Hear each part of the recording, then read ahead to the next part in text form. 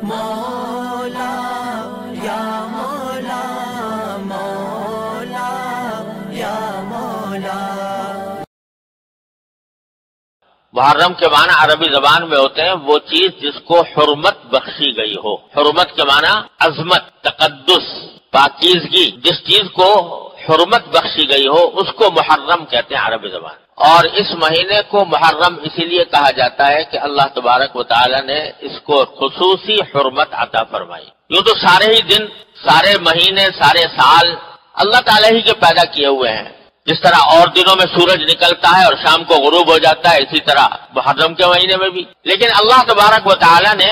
کسی خاص دن کو یا کسی خاص مہینے کو اپنی طرف سے ایک خصوصی تعلق عطا فرما دیا یہ میرا ہے، یعنی یہ میری عبادت اور میری حکم کی اطاعت کے لیے اس کو خصوصی حیثیت حاصل ہے، تو اس میں ایک تقدس پیدا ہو جاتا ہے۔ اس کی مثال میں یہ دیا کرتا ہوں، جیسے بیت اللہ شریف ہے، وہ بھی پتھر کا بنا ہوا ہے اور عام عمارتیں بھی پتھر کی بنی ہوئی ہیں، بلکہ اگر ظاہری اعتبار سے دیکھا جائے تو بیت اللہ شریف کے عمارت میں وہ حسن، ظاہری حسن نہیں جو اور بہت سی عمارتوں کے اندر ہوتا ہے۔ پتھر بھی اس کے پلاسٹر بھی نہیں ہے، اس کے اوپر رنگ بھی نہیں ہے، لیکن چونکہ اللہ تبارک و تعالیٰ نے فرما دیا کہ یہ میرا ہے، تو اس کے نتیجے میں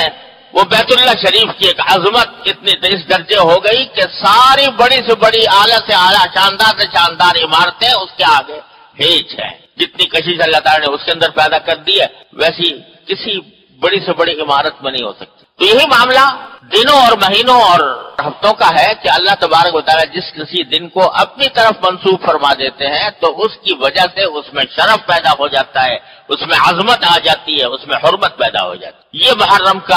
کو بھی اللہ تبارک و تعالیٰ نے ایسا ہی مہینہ قرار دیا۔ اور یہ بات کہ محرم کا مہینہ خصوصی حرمت رکھتا ہے، یہ کوئی نئی بات نہیں۔ نبی کریم صلی اللہ علیہ وسلم کی دنیا میں تشریف آوری سے بہت پہلے سے اس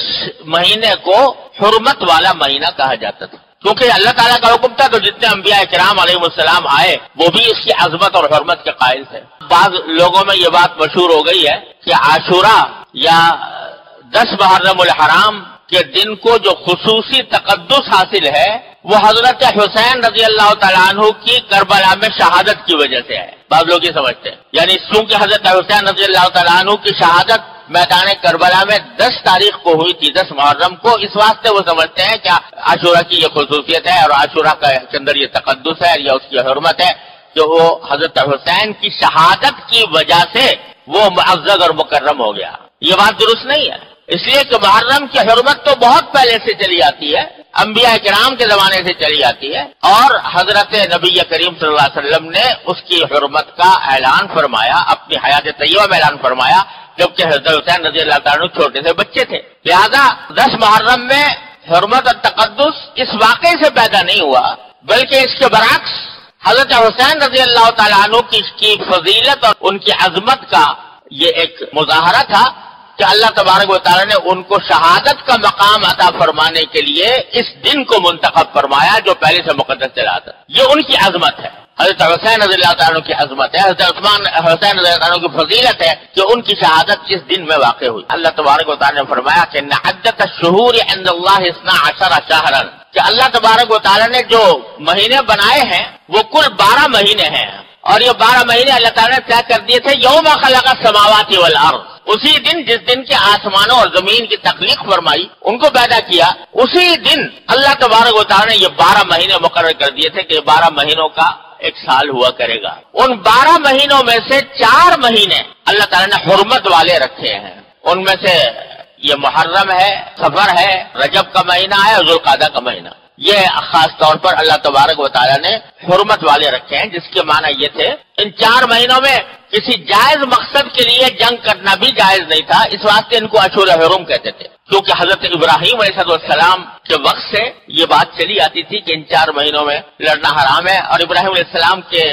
دین کی بہت سی باتیں مشرکین کے اندر چلی آتی تھی، ان میں سے ایک بات یہ بھی تھی۔ لیکن اس کے لیے انہوں نے ہیلا نکالا تھا کہ اگر لڑتے لڑتے مثلا چاند طلوع ہو گیا محرم کا مثال کے طور پر، تو وہ یہ کہتے تھے کہ بھائی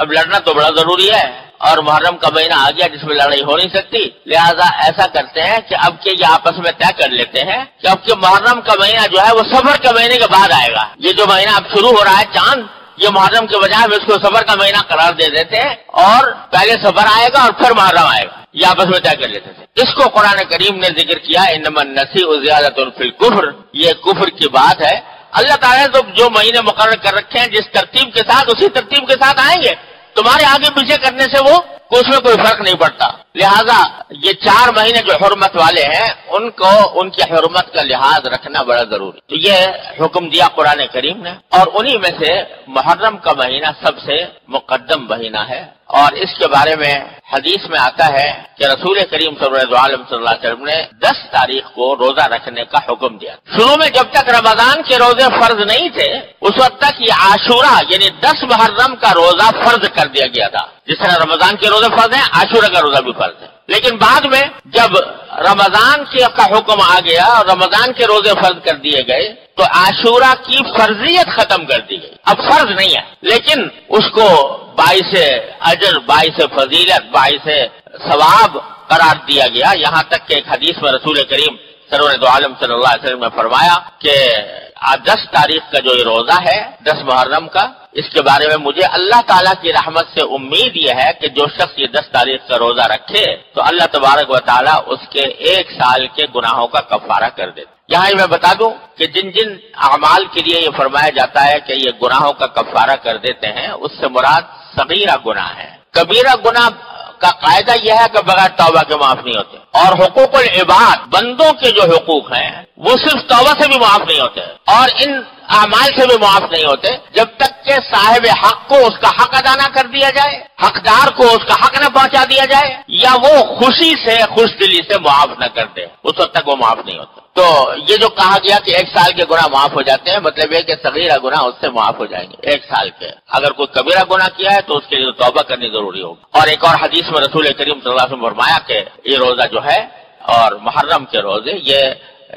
رمضان کے بعد سارے سال میں سب سے زیادہ افضل روزہ ہے، اس لیے یہ ایک اہم بات ہے۔ اور بعض روایات سے یہ معلوم ہوتا ہے کہ نبی کریم صلی اللہ علیہ وسلم جب مدینہ منورہ تشریف لائے تو دیکھا کہ وہاں کے یہودی جو ہیں وہ